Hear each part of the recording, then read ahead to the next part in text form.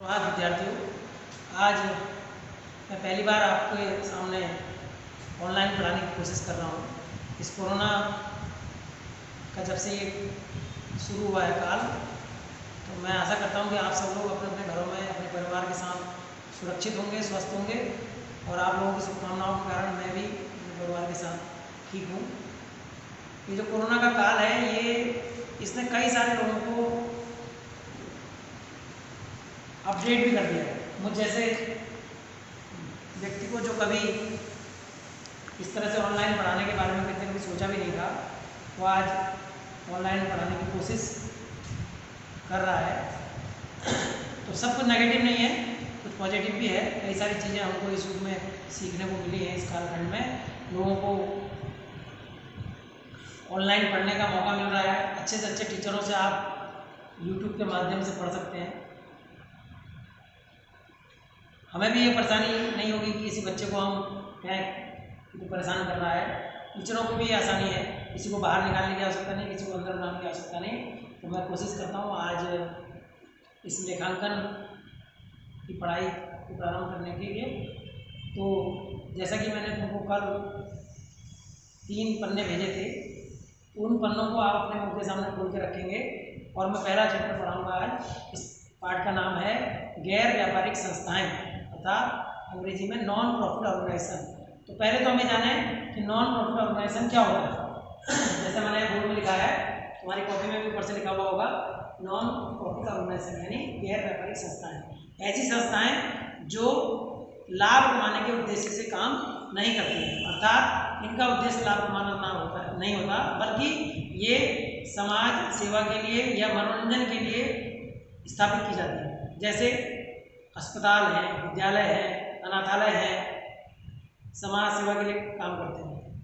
मनोरंजन के लिए लोग क्लब बनाते हैं, खेल के क्लब बनाते हैं, या किसी और कामों के लिए क्लब बनाए जाते हैं। सामाजिक संस्थाएं होती हैं, रामलीला कमेटी होती है, धार्मिक संस्थाएं होती हैं, या मुस्लिम वक्फ बोर्ड हो गया, हमारा गांधी महात्मा गांधी इंटर कॉलेज का, ये भी एक गैर व्यापारिक संस्था है। जैसे इसमें बता रहा हूँ, जैसे विद्यालय, अस्पताल, अनाथालय, कोई क्लब, धार्मिक संस्थाएं, धार्मिक एवं सामाजिक संस्थाएं, ये सब जो है नॉन प्रॉफिट ऑर्गेनाइजेशन होते हैं। अब प्रश्न ये उठता है कि जब ये गैर व्यापारिक संस्थाएं हैं, ये लाभ कमाने के लिए काम नहीं कर रही हैं, तो इनका हिसाब किताब क्यों बनाना। अब इनका हिसाब किताब बनाने की आवश्यकता इसलिए पड़ती है क्योंकि इन संस्थाओं को की आय भी होती है और व्यय भी होते हैं। अब इन संस्थाओं को लोग दान देते हैं, चंदा देते हैं, सरकार से इनको मदद मिलती है, ग्रांट मिलती है, तो इनको अपना हिसाब किताब बनाना पड़ता है। अगर ये अपना हिसाब किताब नहीं बनाएंगी तो लोग इनका अविश्वास करेंगे और इनको दान और चंदा देने में परहेज करेंगे। जो संस्थाएं अपना हिसाब किताब ठीक से रखती हैं, उसका ऑडिट कराती हैं चार्टर्ड अकाउंटेंट के माध्यम से, उनको सरकार भी मदद करती है, ग्रांट देती है, तो इसलिए इनको अपना हिसाब किताब बनाना पड़ता है। तो गैर व्यापारिक संस्थाओं का मतलब उनको समझ में आ गया होगा, ये लाभ कमाने के उद्देश्य से ना होकर मनोरंजन और समाज सेवा के लिए स्थापित की जाती है। अब इस संस्थाओं का हिसाब किताब रखने के लिए कौन कौन से खाते बनाए जाते हैं, वो मैंने तुमको तुम्हारी कॉपी में भी लिख रखा है, तो उनको मैं यहाँ बता रहा हूँ। 3 तरह के खाते या स्टेटमेंट की संस्थाएं बनाती हैं, तो वो मैं यहाँ लिख रहा हूँ। पहला है प्राप्ति भुगतान खाता।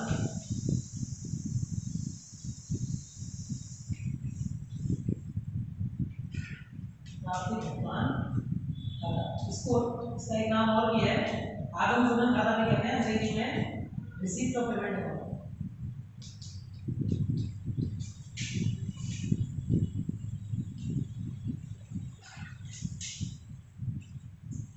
दूसरा खाता ये बनाती है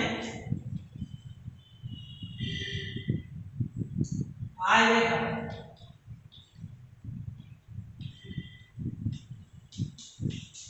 तो अंग्रेजी में कहते हैं income and expenditure.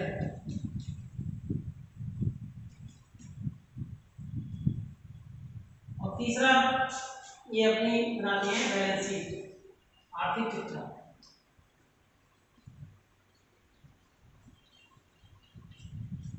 Balance sheet.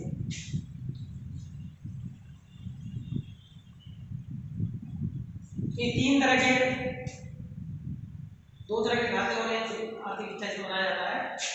अब क्योंकि कोरोना के कारण उत्तराखंड बोर्ड ने भी अपना सिलेबस कम किया है, तो जैसा मुझे जानकारी है कि ये जो बैलेंस शीट वाला क्वेश्चन है ये इस साल हमारे कोर्स में से हटा दिया गया है।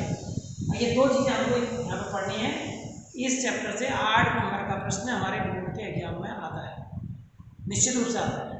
बहुत ज़्यादा कठिन भी नहीं है, अगर हम ध्यान से देखेंगे समझेंगे, कॉपी खोल करके बैठोगे तो जो मैंने लिखने के लिए तुमको दिया था और मेरा जो मैं बोल रहा हूँ उसको ध्यान से देखोगे तो मेरे ख्याल में हमको समझ में आ जाएगा। तो मैं सबसे पहले तुमको आज प्राप्ति भुगतान खाते के बारे में बता रहा हूँ। प्राप्ति भुगतान खाता जो है, रिसीप्ट ऑफ पेमेंट अकाउंट, ये कैश बुक की तरह होता है। रोकड़ भाई जो हमने 11 में पढ़ी थी, कैश बुक यानी ये रोकड़ का हिसाब किताब इसमें होता है, कैश का हिसाब किताब इसमें रखा जाता है। इसमें 4 भाग होते हैं, बाईं ओर वाला भाग डेबिट साइड और दाईं ओर वाला भाग क्रेडिट साइड। इसको जो डेबिट साइड है इसमें हम प्राप्तियां लिखते हैं, रिसीप्ट, ये अमाउंट का कॉलम, ये भुगतान पेमेंट।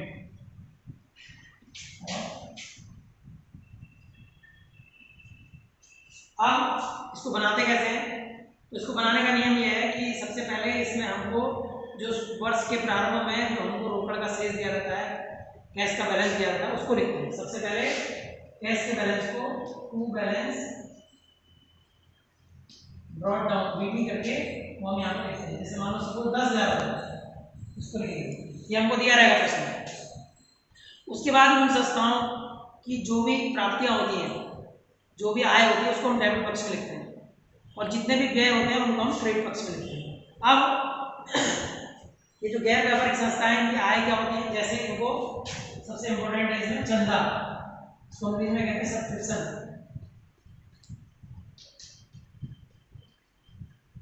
यानी चंदा। इन संस्थाओं को चंदा मिलता है समाज से, लोगों से। फिर इनको दान मिलता है, डोनेशन, क्योंकि ये प्राप्ति है इसलिए डेबिट का है। फिर इनको सदस्यता शुल्क, इनके जो सदस्य होते हैं वो सदस्यता शुल्क देते हैं, उसको कहते हैं एंट्रेंस फी।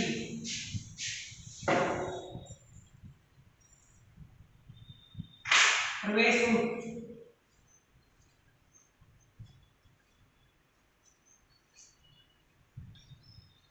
यानी प्रवेश शुल्क।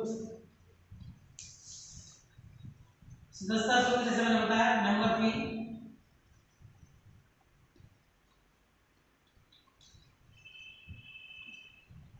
फिर मान लो इनके पास कोई संपत्ति है, कोई बिल्डिंग है या कोई मैदान है, जैसे हमारे गांधी स्कूल के पास बाहर से दुकानें बनी हुई हैं, उन दुकानों से किराया आता है, ग्राउंड में कोई कार्यक्रम होता है वहां से किराया आता है, तो उसको हम रेंट कह सकते हैं। फिर मान लो इन संस्थाओं के पास बैंक में कुछ पैसा जमा होता है, फिक्स डिपॉजिट, तो उससे ब्याज मिल जाता है, इंटरेस्ट।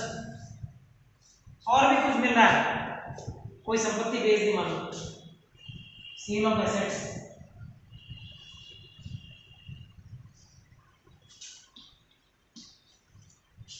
कोई पुराना फर्नीचर पड़ा था, टूट टाट गया, उसको बेच दिया, सेल ऑफ एसेट्स हो गया। कुछ भी हुआ, कोई कहीं से कोई टिकट बेचे, कोई प्रोग्राम कराया उसके टिकट बेचे, तो उससे जो भी इनकम हमको हो रही है वो सब डेबिट में आएगी। एक बात और यहाँ पर ध्यान रखने की है कि ये इनकम अगर हमें हो रही है तो इसमें आएगी, चाहे वो किसी भी वर्ष से संबंधित हो। मान लो सपोज हम इसको 2015 का बना रहे हैं, तो 2015 की इनकम जो हमको मिली है वो भी इसमें आएगी। अगर कोई इनकम हमको 2016 की मिल गई है एडवांस में, वो भी इसमें दिखाई जाएगी। कोई पिछले वर्ष की जो पिछले वर्ष मिलने रह गई थी इस वर्ष मिल गई है, वो भी इसमें दिखाई जाएगी। जो भी मिल रहा है वो सब डेबिट में आएगा, ये ध्यान रखना है। जो नहीं मिला है, जो मिलना बाकी है, वो इसमें नहीं दिखाता, क्योंकि कैश बुक है, जो आ रहा है उसे डेबिट में लिखना है और जो जा रहा है उसे क्रेडिट में लिखना है। ये इसका कंसेप्ट है। तो डेबिट साइड में सभी प्राप्तियां या इनकम आती है जो हमको मिला। अब क्रेडिट साइड में पेमेंट आता है, भुगतान, व्यय, जो भी हमने खर्च किया। अब जो भी संस्था है उसके जो खर्चे होंगे वो यहाँ लिखे जाएंगे। अलग अलग संस्थाओं के अलग अलग खर्चे होते हैं। जैसे मेन मैं यहाँ बता रहा हूँ, जैसे सैलरी, वेतन, रेंट अगर दिया है, पेड वाला है, ये जो रेंट हमने लिखा था इधर ये मिलने वाला था। ऐसी स्टेशनरी, ऐसी बिजली का बिल है,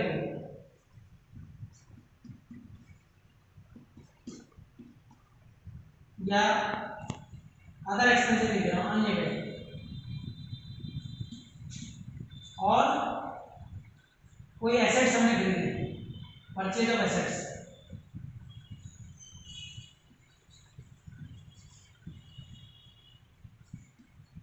मतलब कोई फर्नीचर खरीदा, बिल्डिंग खरीदी, या बुक्स खरीदी, या फिक्स डिपॉजिट खरीदे, कोई भी चीज़ हम खरीद रहे हैं एसेट्स, तो वो उसमें पैसा जा रहा है, इसे क्रेडिट करेंगे।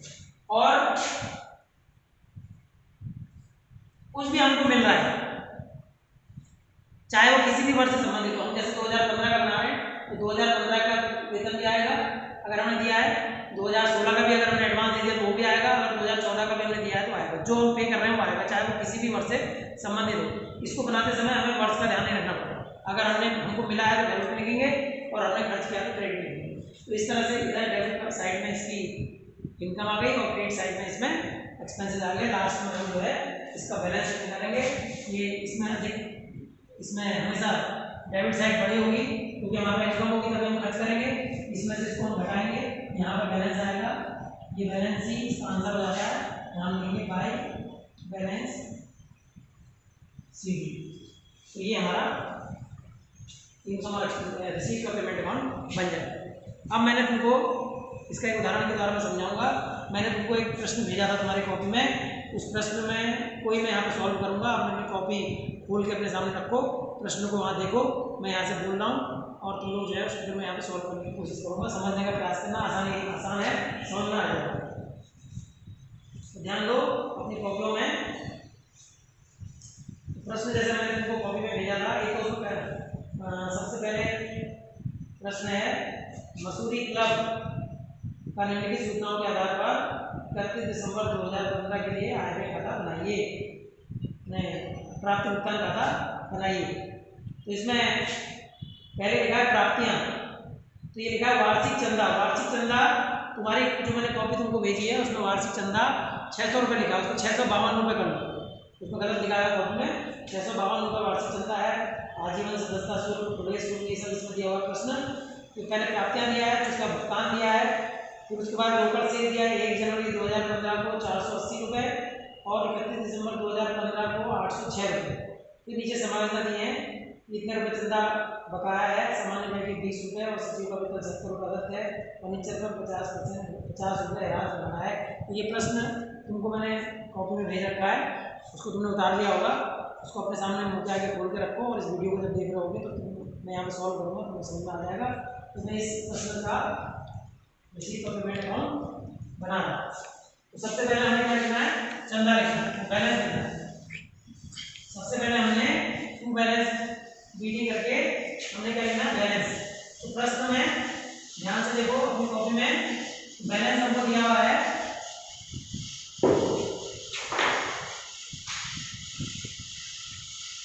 बैलेंस हमको दिया हुआ है 1 जनवरी 2007 को 480 रुपये। तो इसी से हमें शुरू करना है, पहले बैलेंस देंगे 480 रुपये। फिर उसके बाद हमको प्राप्तियों में दिया है, प्राप्त जो इधर है, जैसे मैंने तुमको पहले बताया समझा था मैं। तो सबसे पहले प्राप्तियों में हमको दिया है वार्षिक चंदा यानी सब्सक्रिप्शन, एनुअल सब्सक्रिप्शन, एनुअल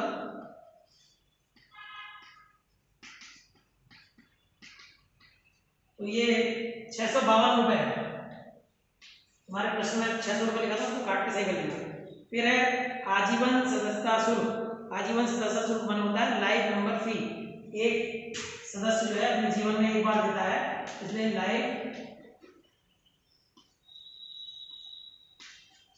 ये हमको दिए 100 रुपये। फिर इसमें है प्रवेश शुल्क, एंट्रेंस फी। एंट्रेंस फी हमको दिए 496 रुपये। फिर है विनियोगों पर ब्याज, इंटरेस्ट ऑन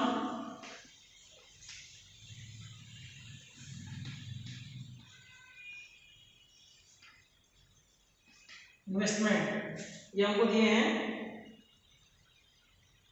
76 रुपये, 76। फिर है विविध प्राप्तियां, यानी विविध प्राप्तियां माने हो गया सन्ड्री रिसीट या मिसलेनियस रिसीट।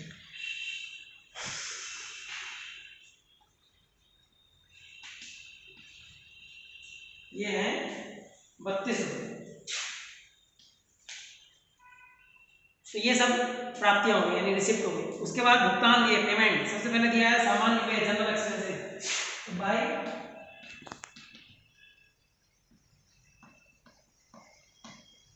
जनरल एक्सपेंसेस हमको दिए 216 रुपये। वेतन बाय सैलरी,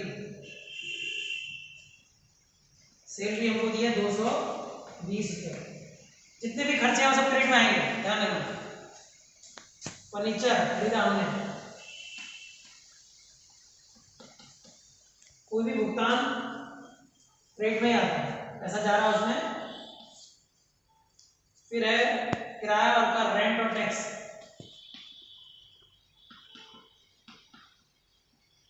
रेंट और टैक्स हमको दिया है 224 रुपये। फिर है समाचार पत्र यानी न्यूज़पेपर,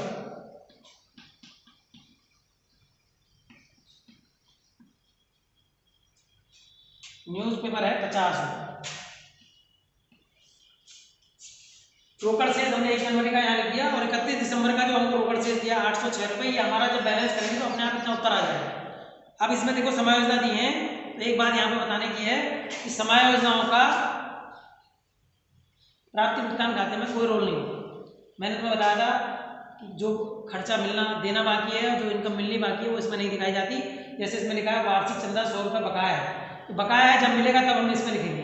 सामान्य व्यय के 20 रुपये और सचिव के वेतन के 70 रुपये अदत्त है, जब हम इसको देंगे तब हम इसमें लिखेंगे, अभी इतना नहीं लिखना। और फर्नीचर पर 50 रुपये ह्रास लगाना है। तो फर्नीचर पर ह्रास जो होता है वो नॉन कैश आइटम होता है, इसमें पैसा खर्च होता नहीं ह्रास लगने में, तो इसलिए इसमें नहीं लिखा है। तो इसमें समायोजना नहीं आएंगी, सारी प्राप्तियां डेबिट में आ गई, भुगतान क्रेडिट में आ गए। और इसका बैलेंस करेंगे 6 6 12 4 14,